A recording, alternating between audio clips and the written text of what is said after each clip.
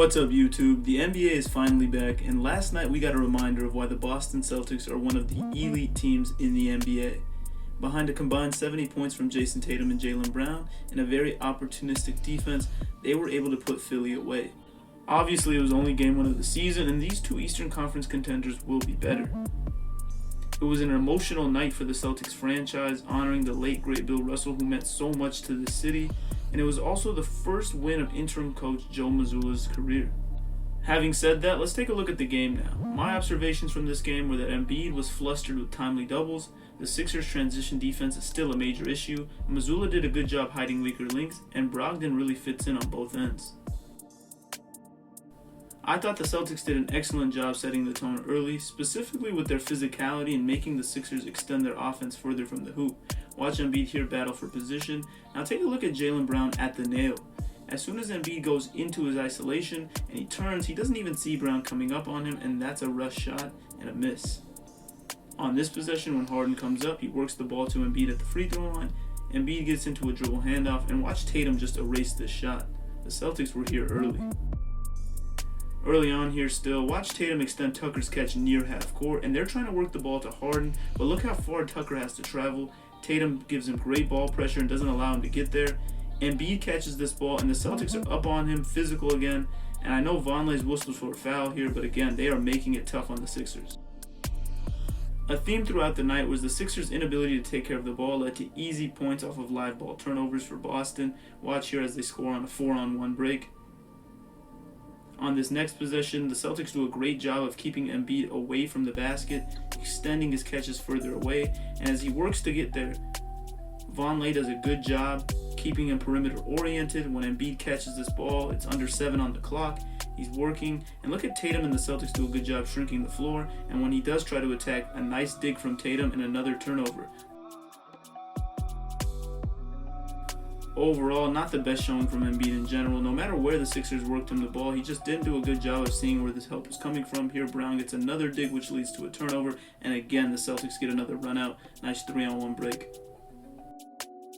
Moving on, I thought the Sixers did a really good job early of pushing the ball up and finding mismatches in transition. Here you see Harden get Al Horford on a switch in space.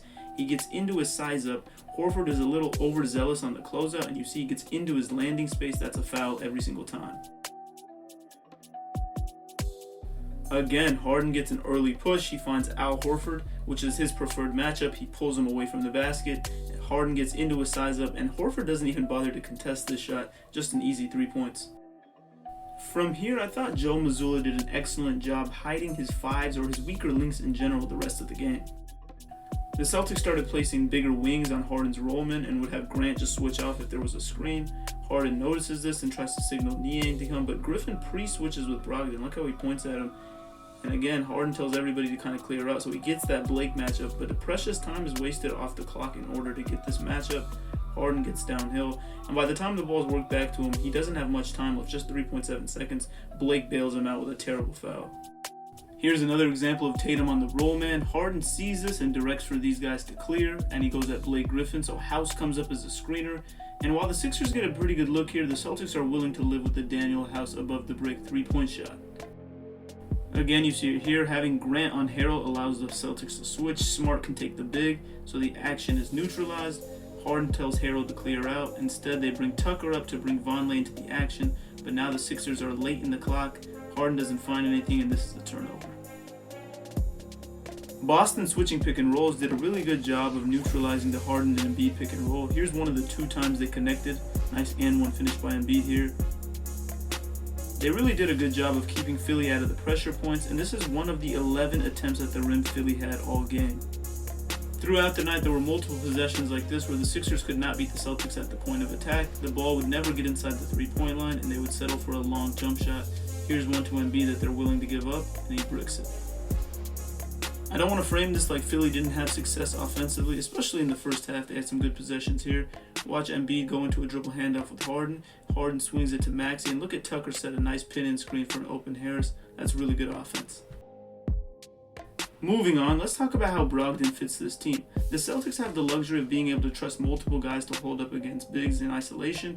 Here, Brogdon holds his ground, Harrell misses, And when this ball finds Smart, Smart sees a streaking Brown, and again, Philadelphia's transition defense is exposed.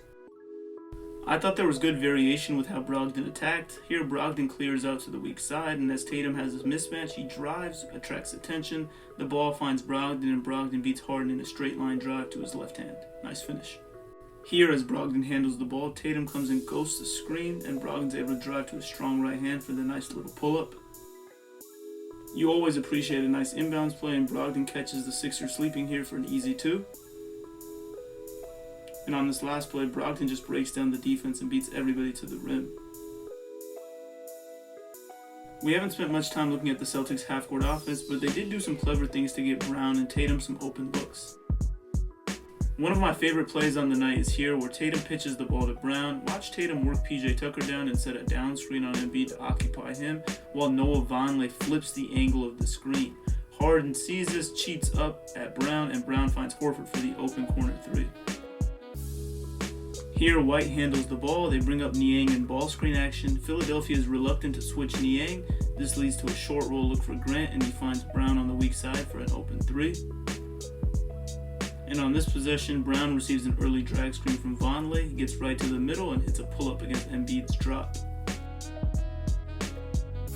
In this game, I felt like Jayson Tatum didn't force the issue. He just let the game come to him. Very simple yet effective. Watch here as Tatum walks the ball up. Again, Vonleh comes up to set a drag screen.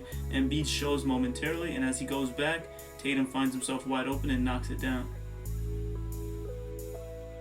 And on this next play with Harrell on him, Tatum seeks out the ball, turns and faces up, and just shoots over the top with his height advantage. When it was time to put the game away, you see the Celtics flow into their double stagger set. 2 screens here for Tatum. Tatum comes off of it and curls. He draws 2 with him. Harris expects a switch, and Brown is wide open. On this next play, the Celtics set up in a similar looking set. Again, a double stagger. Watch how Tatum reads Harden overplaying him, shoots back door, and he's wide open. Very clever stuff here from the Celtics. To summarize, on opening night, I thought the Celtics did a great job of being physical and pushing the Sixers away from the basket. They kept them perimeter oriented, and when they got stops or live ball turnovers, they had numbers and they often turned that into easy points. It was 24-2 in transition points this game. And the other big takeaway is that Boston did an excellent job switching their matchups to neutralize Philadelphia's screen and roll game, and they also pre-switched and had their guards and wings be proactive in jumping up to the ball to prevent weaker links being exposed in space. Just really good defensive effort from the Celtics this game. And with that, I think it's important to say it's only game 1 of a long season. If you're a Celtics fan, definitely some things to be encouraged about.